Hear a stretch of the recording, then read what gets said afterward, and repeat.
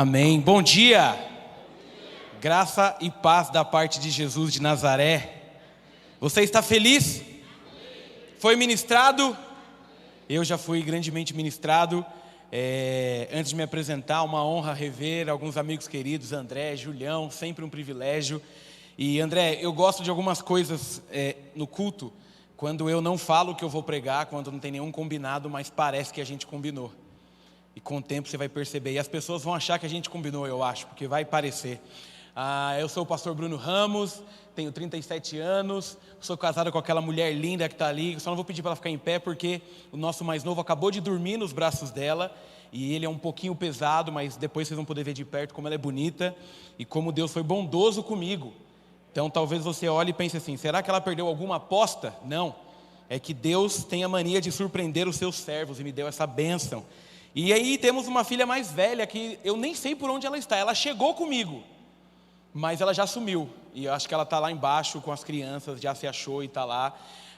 Nós estamos casados há 13 anos e meio, fazemos 14 anos de casado esse ano. Sou pastor e gestor ministerial na PIB de Mogi das Cruzes. Que mais? Acho que isso está bom. E sou casado com a Ellen, tá bom. E hoje eu vou ter o privilégio, a alegria de pregar aqui para vocês, nesse primeiro culto e também no segundo culto. Eu fiquei sabendo só, acho que quinta-feira, que hoje seria aniversário da igreja, o que me deixou ainda mais feliz, porque se tem uma coisa que a gente tem que aprender a celebrar é festa, amém, igreja? Você já percebeu que nós somos assim? Às vezes, 10 bênçãos não nos deixa tão feliz como uma coisa ruim. Hoje é dia de festa, você tem que estar feliz. Tem que estar feliz porque a igreja está com a porta aberta, porque a gente cultua o Senhor com liberdade, porque quem quiser vai passar daquele portão, daquela porta e ser abençoado, e por mais que tentem, as portas do inferno jamais prevalecerão sobre as portas da igreja do Senhor, amém?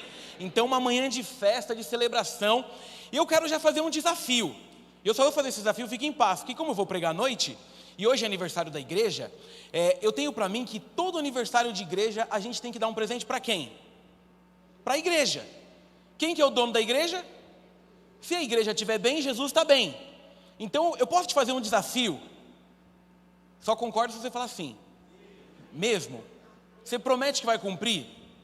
Essa noite, vamos tentar trazer não crente. Você se compromete de convidar pelo menos uma família. Você que é jovem, sabe aquele seu amigo que é tranqueira? Que ninguém acredita? Tenta convidar ele para hoje. Hoje vai ter bolo provavelmente, porque tem festa. Então você já tem um argumento. Falou, vamos ali comer um bolo rapidinho? Ou senão eu vou te dar um jeito de convidar, um evangelismo de impacto. Chega no teu amigo e fala assim, vamos ali numa festa? Todo mundo está pronto para ir numa festa. Ele não precisa saber que é a festa da igreja. Quando chegar aqui, você traz ele aqui e a gente vai dar um grande presente para a igreja de Jesus. Pessoas que não conhecem ele serão apresentadas. Amém? Temos um combinado? Agora diminuiu sim. Teve uma criança aí, cadê essa? Obrigado. Criança tem um poder para chamar a gente para a igreja. Me ajuda, tá bom? Como que é seu nome? Lucas? Luca, não tem o S? Luca. Chama todo mundo da tua família que não é crente, tá bom? Fala que vai ter bolo, beleza? Tá bom, aí o Lucas já fechou comigo. Então eu espero que você seja inspirado por Luca e traga mais pessoas. Hoje eu quero trazer uma palavra que vocês vão entender o porquê que eu falei que parece que eu combinei com o André. Existem fases das nossas vidas que fica um pouco difícil da gente entender o porquê que a gente está passando o que a gente está passando. Você já viveu isso? Sabe aquela fase que é muito difícil?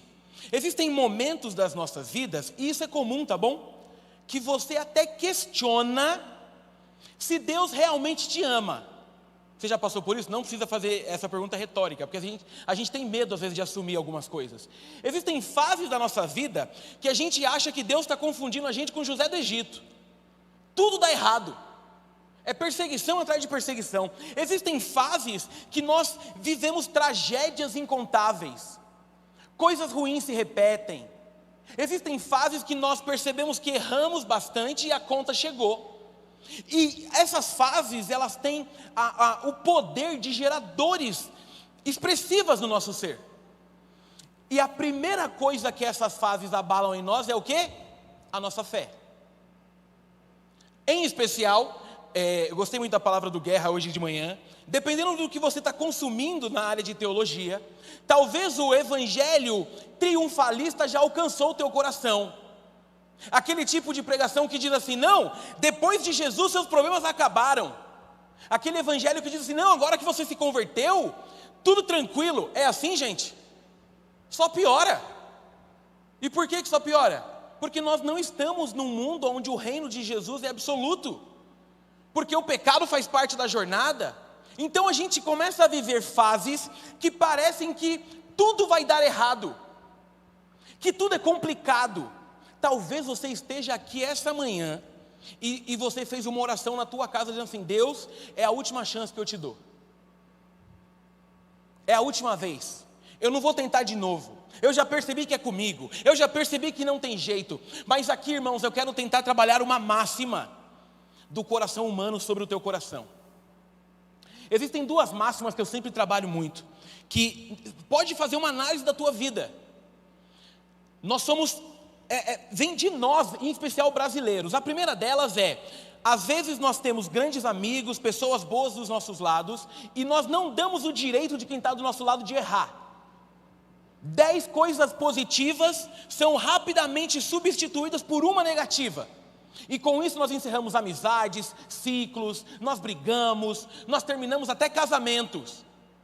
A outra coisa é que nós somos tendenciosos a isso, a deixar de lado as bênçãos por conta de um problema. O que eu quero tentar trazer para você hoje, que foi uma fala que o André falou aqui, é que a sua memória seja curada nessa manhã. Nós precisamos começar a trabalhar as nossas memórias sobre a história, sobre aquilo que Deus já fez, sobre aquilo que Ele já deliberou, sobre aquilo que você já foi atingido, para que nós possamos deixar de viver algo que está muito forte na igreja de Jesus: a ingratidão. Hoje não é o texto que eu vou usar, eu não vou usar o texto de Efésios, mas eu espero que você saia daqui falando Efésios 3:20, aquele que é poderoso para fazer infinitamente mais do que pedimos ou pensamos. Que se o seu coração está abalado, ele começa a ser tratado por aquilo que Deus já fez. Amém, igreja? Então, se você puder, abra sua Bíblia em Lamentações, Lamentações de Jeremias, capítulo 3, e nós leremos do 21 ao 25, Lamentações 3, do 21 ao 25.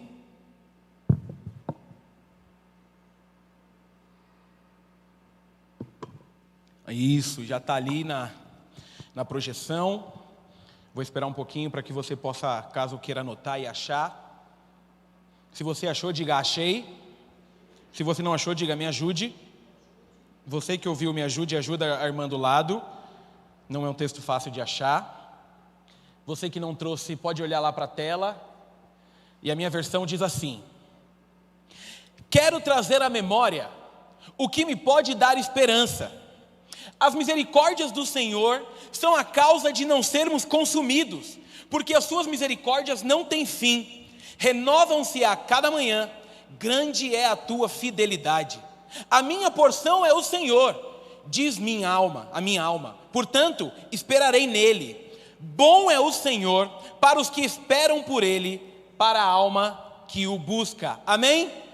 Louvado seja o Senhor pela palavra dele, que por si só já tem um poder transformador sobre as nossas vidas. Queridos, um pouquinho do contexto aqui para a gente entender. Quando você pega somente esse texto, em especial o primeiro verso que nós lemos, que é muito conhecido: quero trazer na memória aquilo que me dá esperança. É um trecho bíblico que virou até música. A impressão geral, que quando você lê disso, é que está tudo tranquilo, porque o texto é bonito.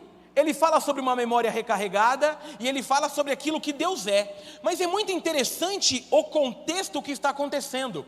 Nós estamos diante, o livro de Lamentações, na verdade, ele traz uma angústia nacional e geral por conta de uma tragédia.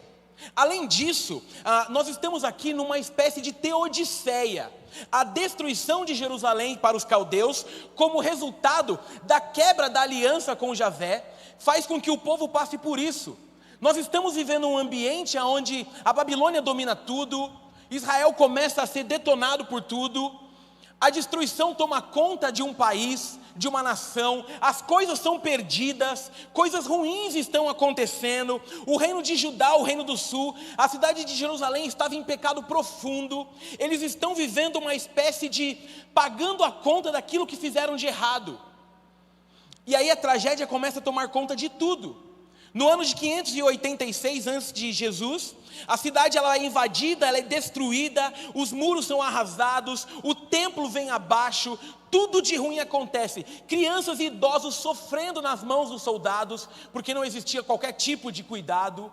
E a desgraça começa a tomar conta. Para você ter uma ideia, nós podemos dividir o capítulo 3 de Lamentações da seguinte forma: do 1 ao 21 como um lamento dos aflitos, o 22 ao 39 como a lembrança da misericórdia, do 40 ao 42 um chamado à renovação espiritual, do 45 ao 54 a consequência do pecado, e depois no final como a consolação da maldição. Essa é parte do contexto. O capítulo 1 de Lamentações, o povo ainda está com aquele pecado da autocomiseração. Aquele pecado que diante da dor a gente quer ser bonzinho demais, a vítima, e fica exagerando. Depois eles começam por um processo, no capítulo 5, sobre entender que aquilo que eles viveram era juízo. Então nós não estamos diante de uma situação bonita. Para vocês terem uma ideia, no movimento hebraísta, Lamentações é tido como um livro de poesias melancólicas. Todo o livro de Lamentações é feito com acróstico, o acróstico hebraico. O que é isso? Cada frase, cada verso começa com a letra do hebraico na sua sequência. Então não é um livro simples, não é um livro fácil. Mas olhando para tudo isso, eu quero tentar propor e mostrar para vocês que ainda existem Jeremias. Ainda existem pessoas que conseguem recarregar as suas memórias em meio às muitas notícias más. Talvez você esteja vivendo aquilo que nós brasileiros... O brasileiro é um povo esperançoso, sim ou não? Quer ver uma coisa que mexe muito com a nossa esperança? Virada de ano. A gente não tem isso? Nossa, espero que 2023 seja melhor. Apesar que 2023 não foi tão fácil começar, né? Porque a gente terminou 2022 só pela misericórdia. Olhando para o país dizendo assim, Jesus. Vamos lá, né? Mas o que eu quero tentar trazer para você, e entenda a minha palavra, irmãos, não importa o tamanho da dor, da luta, da destruição ou do inimigo, Deus é sempre maior do que ele. Não importa. Não importa o problema, não importa. Talvez hoje é 29. Talvez você chegou no dia 29 de janeiro já dizendo assim, Deus, já deu. Mas Deus tem um poder transformador para mudar a tua história. Basta você renovar a tua memória a partir de hoje. Amém? Então eu queria propor esse caminho para que você consiga lembrar da força do passado nas suas fraquezas do presente. Para que você consiga trazer para a tua memória aquilo que já foi feito, para que aquilo que vai ser feito não seja prejudicado. E a primeira coisa que eu quero deixar para o seu coração: alimente a sua esperança, lembrando de um Deus misericordioso que servimos. Olha o que diz o verso 22. As misericórdias do Senhor são a causa de não sermos consumidos, porque as suas misericórdias não têm fim. Aleluia! Você é alvo de misericórdia e graça, sabe quando? Todo dia. Meu irmão, a autocomiseração é uma desgraça. Por quê? Porque ela tenta colocar você como vítima num ambiente onde você é pecador, onde eu sou pecador. Se não fosse as misericórdias, seria muito pior. Se não fosse a graça sendo renovada, o que Jeremias está dizendo aqui é: ainda que o cenário seja ruim, ainda que a fase seja ruim, as misericórdias do Senhor se renovam sobre a minha vida todos os dias, porque eu merecia o pior. Esse castigo que eu não recebo porque Deus cuida de mim, já é suficiente para abastecer a minha vida. Em meio às lutas, lembre-se que Deus continua cuidando de você, querido. Quando você acordou, já pode agradecer a Deus. Deus, eu só estou acordado porque a sua graça e a sua misericórdia se renovaram sobre mim. Você imagina como é a cena aqui que Jeremias está escrevendo? Ele está olhando destruição, um cenário ruim por todos os lados. Meu irmão, tem que ser muito crente para, em meio a um cenário ruim, lembrar que as misericórdias do Senhor se renovam sobre as nossas vidas. Mas eu fico imaginando que é durante as nossas lutas que nós mostramos o tamanho da nossa fé. Vamos ser sinceros, ser crente quando tudo está fácil é bom demais? É ou não é? Trocamos de carro, uhul! Deus é bom. Entra aqui na igreja de ré, com pisca ligado, para os irmãos vejam. Chama os líderes para ungir o carro. Eu quero ver ser feliz quando vem de ônibus, tendo que passar por baixo da catraca. Quero ver ser feliz quando vai a pé. Ser feliz quando foi promovido e vai ganhar mais é fácil. Eu quero ver quando foi demitido. Nós temos motivos suficientes para ser feliz e crente, porque as misericórdias do Senhor têm se renovado todos os dias sobre mim e sobre você. E não importa o que aconteça, sem Deus seria pior. Nós precisamos nos lembrar daquilo que Ele já fez. A misericórdia dEle já foi lançada sobre você, já foi dada sobre você. Ou seja, você já tem motivo para ser feliz. Não estou dizendo que você não pode ficar triste. O que eu estou dizendo é que, por pior que seja a notícia, Deus já fez muito mais do que aquilo que você ainda vai perder.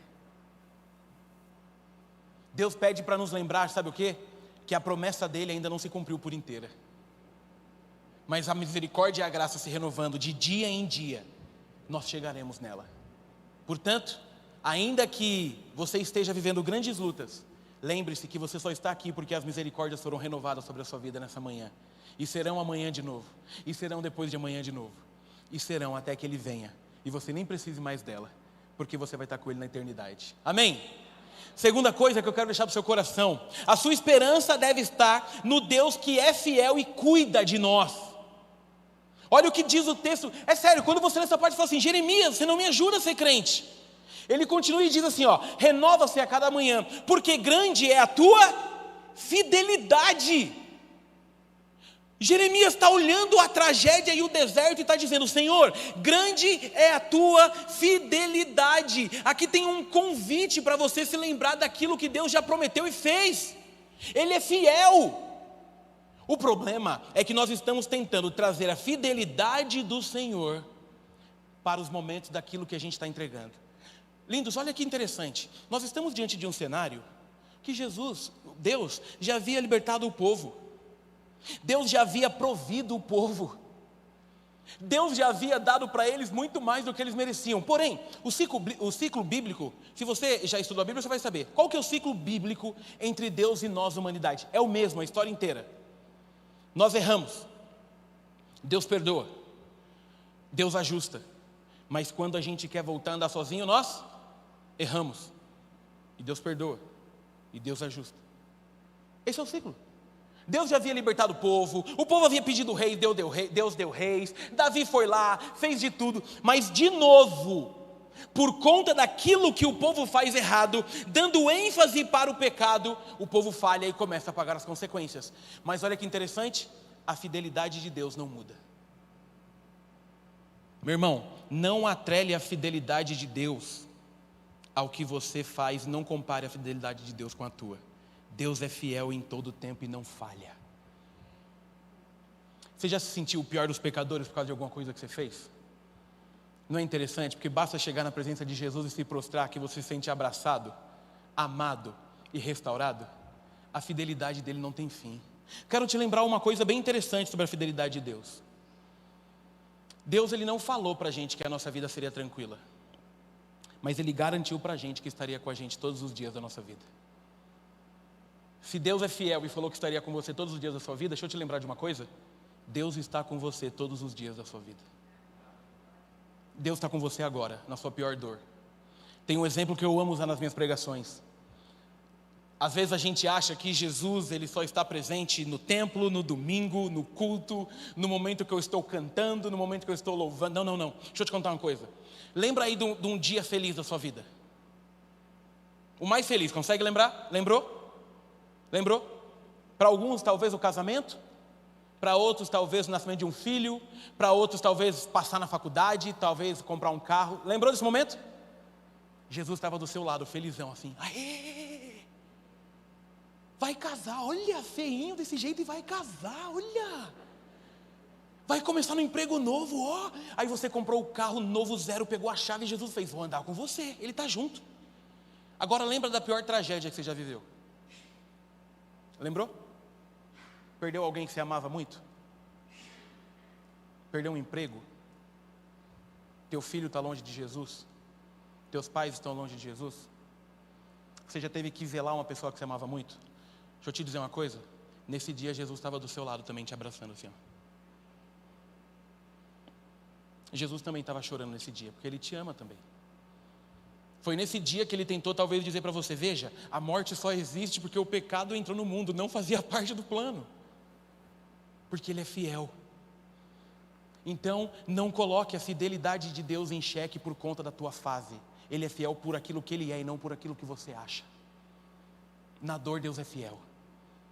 Meu irmão, só quem é crente sabe viver uma coisa que a gente vive, que é a paz que excede todo entendimento. Quem que explica a paz que excede todo entendimento?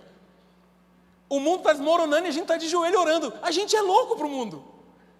A gente está com alguém internado, a gente ora. A gente consegue descansar em meio às dores e lutas. Por quê? Porque existe uma paz que não emana de nós, mas de um Deus que é fiel e cuida.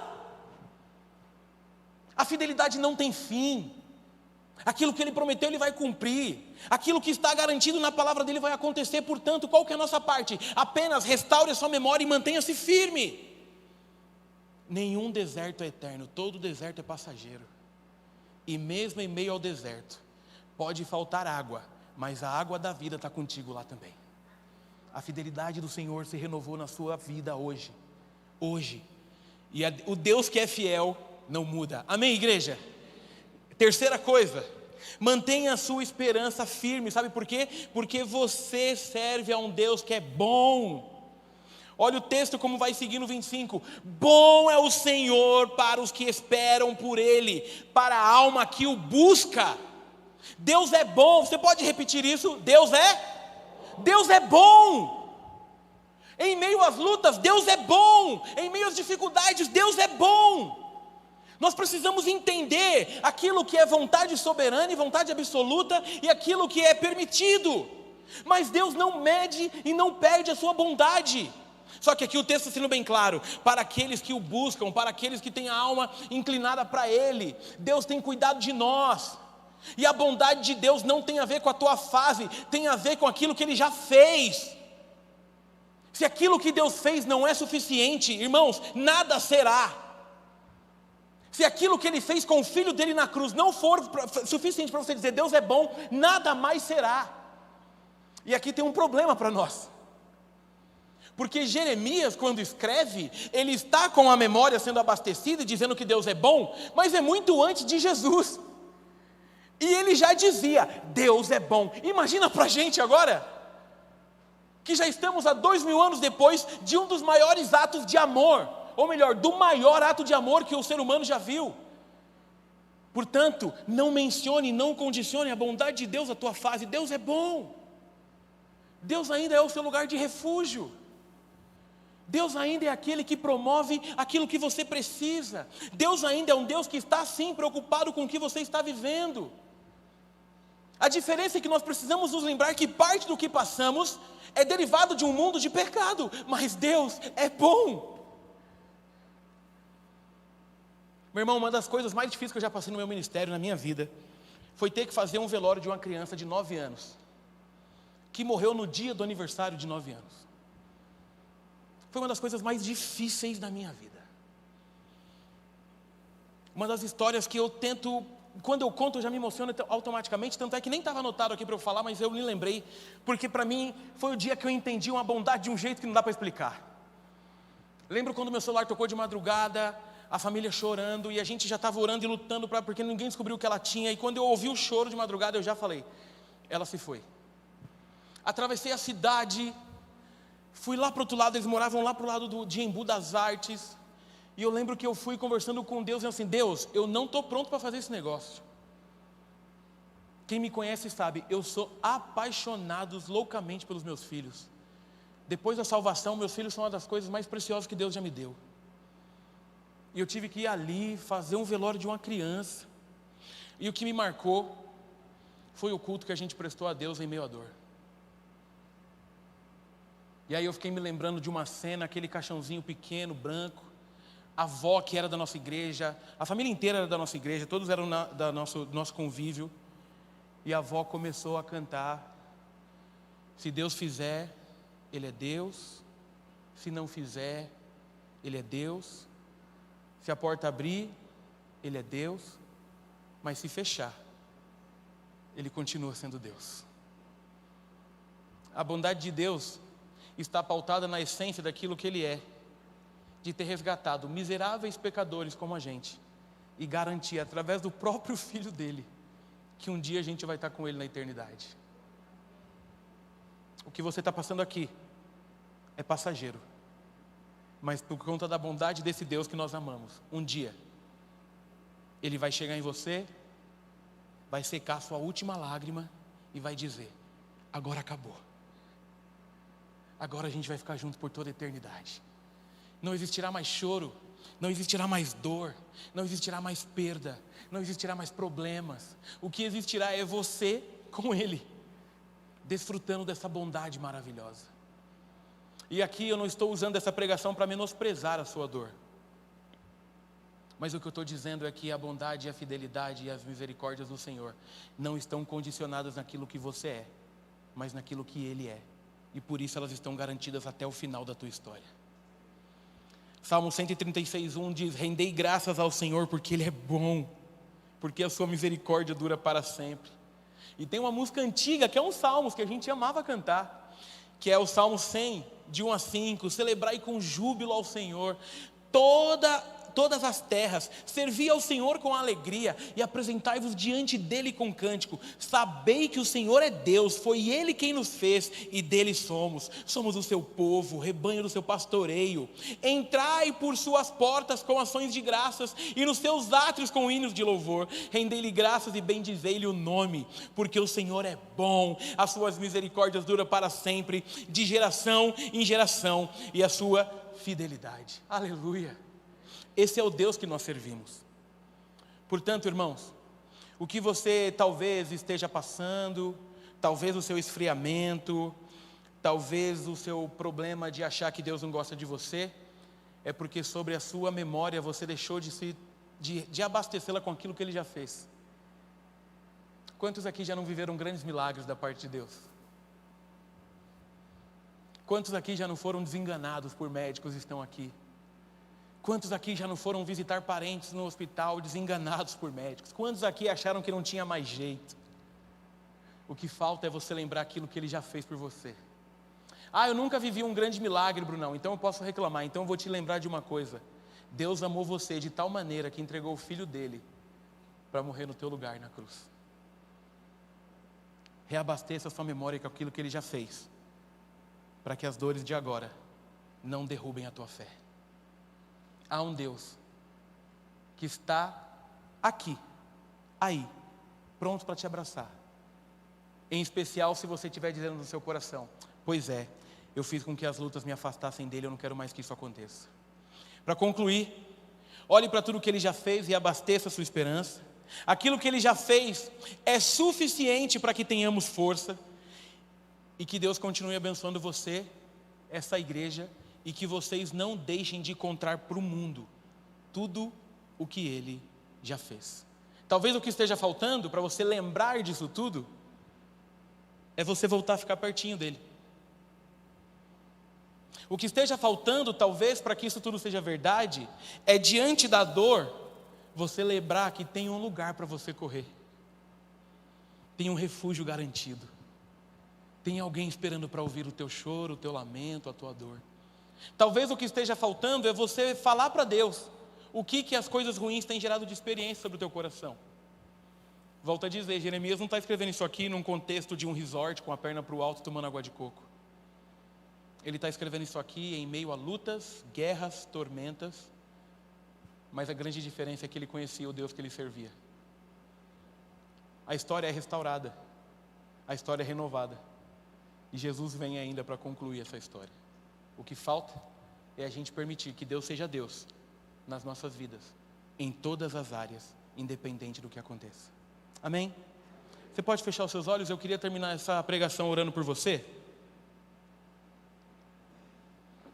enquanto o grupo de louvor vem subindo, eu queria que você fechasse seus olhos. Tem uma música que eu gosto de cantar no final da pregação, e não se preocupem, louvor, porque ela não é uma música muito conhecida. Enquanto vocês vão subindo, eu vou cantar só um trechinho. Mas eu queria que você fechasse seus olhos e começasse a trazer na tua memória tudo aquilo que Deus já fez, que você analisasse a tua fé, que você pudesse perceber se você está perto desse Deus de verdade. E essa música antiga do Baruch, ela diz assim, ó: ah, que saudade de ouvir tua voz ao entardecer. Ah, que vontade de voltar ao jardim da inocência.